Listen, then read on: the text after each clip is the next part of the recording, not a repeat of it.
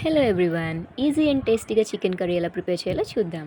First 2 spoons అయితే ధనియాలు వేసుకొని, 1 స్పూన్ జీలకర్ర, కొంచెం గసగసాలు వేసుకొని, ఒక 4 లవంగాలు, ఒక యాలుక్కాయ, చిన్న దాల్చిన చెక్క వేసుకొని ఫైన్ పౌడర్ లాగైతే చేసుకోండి. తర్వాత ఒక అరపాయ వెల్లుల్లిపాయ వేసుకొని అది కూడా మిక్సీ చేయండి. తర్వాత స్టవ్ మీద ఒక ప్యాన్ పెట్టుకొని సరిపడా ఆయిల్ వేసుకొని అందులో ఉల్లిపాయలు 3 పచ్చిమిర్చి వేసుకొని బాగా ఫ్రై చేసుకోండి. అవి చక్కగా ఆనియన్ కలర్ బ్రౌన్ కలర్ వచ్చేంత వరకు ఫ్రై చేసుకోవాలి. ఆనియన్స్ ఎంత బాగా ఫ్రై అయితే కర్రీ అంత టేస్టీగా ఉంటుంది.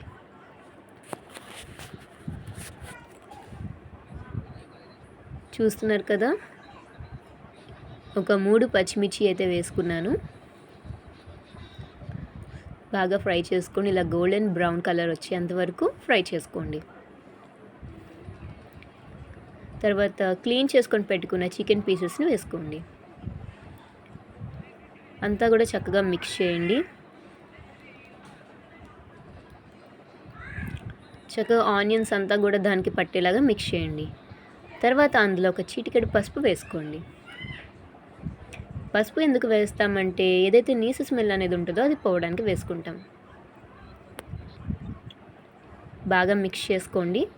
మిక్స్ చేసుకున్న తర్వాత కొంచెం బాగా ఆయిల్లో చికెన్ని బాగా మగ్గనివ్వండి.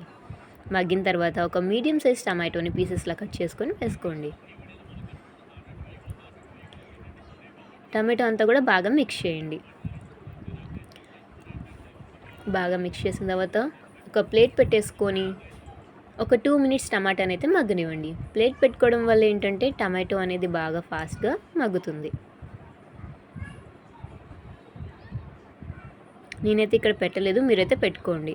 టమాటో అనేది మగ్గిపోయింది. మగ్గిపోయిన తర్వాత సరిపడా కారం వేసుకోండి. నేనైతే ఇక్కడ 1 టేబుల్ స్పూన్ కారం అయితే వేసుకుంటున్నాను.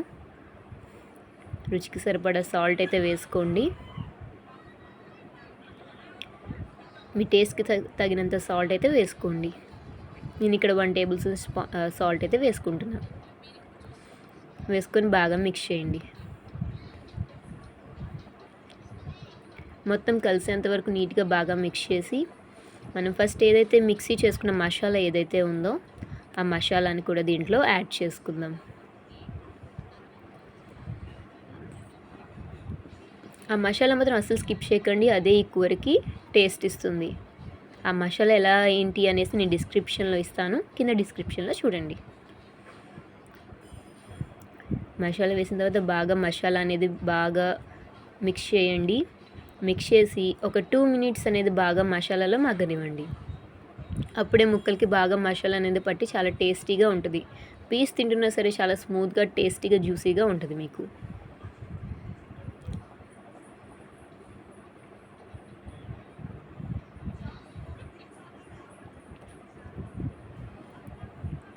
ఒక 2 మినిట్స్ మసాలాలో మగ్గనివ్వండి.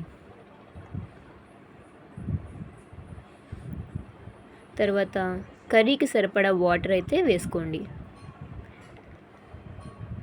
వేసుకొని చక్కగా అది కర్రీ అనేది బాగా మగ్గనివ్వాలి వాటర్లో. మీకు కావాల్సిన కన్సిస్టెన్సీలో వచ్చేంత వరకు మగ్గనివ్వండి. కొంచెం గ్రేవీ కన్సిస్టెన్సీలో వచ్చేంత వరకు మగ్గితే సరిపోతుంది. లేదు మీకు ఫ్రైలాగా కావాలనుకుంటే ఇంకొంచెం ఎక్కువగా మగ్గనివ్వండి. నాకైతే ఇక్కడ నేను గ్రేవీలాగా అయితే దింపుకుంటున్నాను.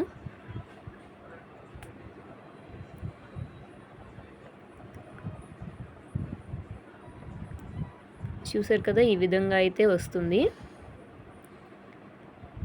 చక్కగా మగ్గిన తర్వాత ఇలాగ ఈ గ్రేవీ కన్సిస్టెన్సీలో అయితే నేను స్టవ్ ఆఫ్ చేసుకుంటున్నాను. లాస్ట్లో కొత్తిమీరతో కొంచెం గార్నిష్ చేసుకొని స్టవ్ అయితే ఆఫ్ చేసుకోండి.